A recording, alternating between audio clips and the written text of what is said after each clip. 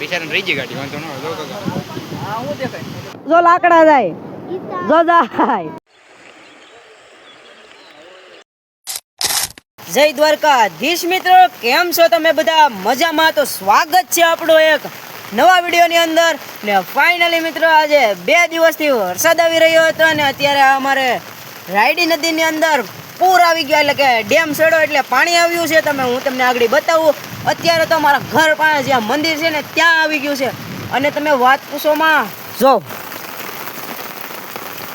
ને હું ઉભો જો અમારે ઘરે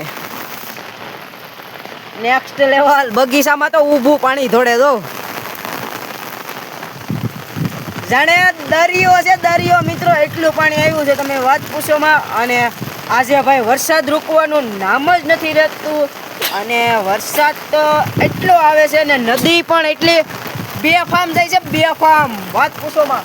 અને અત્યારે છે ને જે કપા વાવ્યો છે ને, કપા એનો ઉગો છે ને એ નાશ થઈ જાય. કેમ કે આવા પાણીમાં થોડો કપા રહે. જો તમે ખાલી અત્યારે અહીંયા ઊભા એમાંય નથી, પાણી વધ્યું હોય ને તો મને ખેંચી લે. અરે ઈ વાંધો છે. જો આ મંદિરનો કાંક વ્યૂ ને આ બાજુના ખેતરમાં પાઠ ભર્યો જાણે નદી ભરી.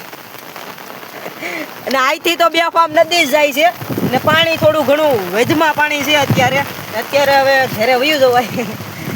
ઘરે એટલે કાંઈ બહુ આગું જ છે ને, અહીંયા જ છે. ઘરે વયું જવાય એ ખાઈ. બાકી આમાં જો ખાલી અહીંથી જો દેખાતું છે જરા પાછા આપણે કપડાં બદલાવી આવ્યા છે. કેમ કે લીલા કપડાં હતા અને પાછો આપણે બ્લોક સ્ટાર્ટ કરી દીધો. તમે જોઈ શકો છો અમારા ગામમાં બહુ પાણી આવ્યું છે ને વરસાદ એટલો છે ને એમ વાત પૂછો. આખરે તમને એક અલગ જ વ્યૂ બતાવ્યો છે, અલગ જ સમજો નેક્સ્ટ લેવલ.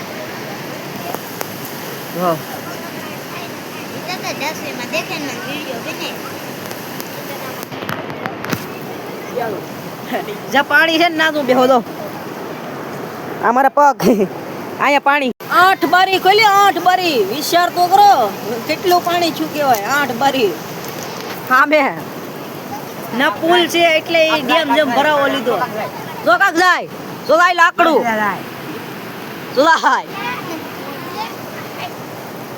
વાત પૂછો માં. હું બેહો ના પાણી છે તો અહીં બેહો ના પાણી છે. જો જાય દીદી નું સપલું જામાં માણસો ને સપ્લાય તણાય. વાત પૂછો માં જમરૂખડી હોતે જાય. થોડી કઈ જરી કઈ વાણી વીધું ને મને લેતું જાય ધીમે ધીમે કરતે. આમ કઈ નક્કી જ ન કહેવાય. બેહો જ ની જગ્યાએ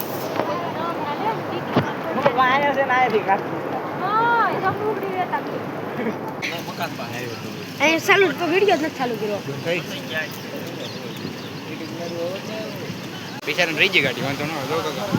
હા હું દેખાય એક ગાડી બેસી એક ગાડી ગઈ. એક ગાડી છે ને ઓલી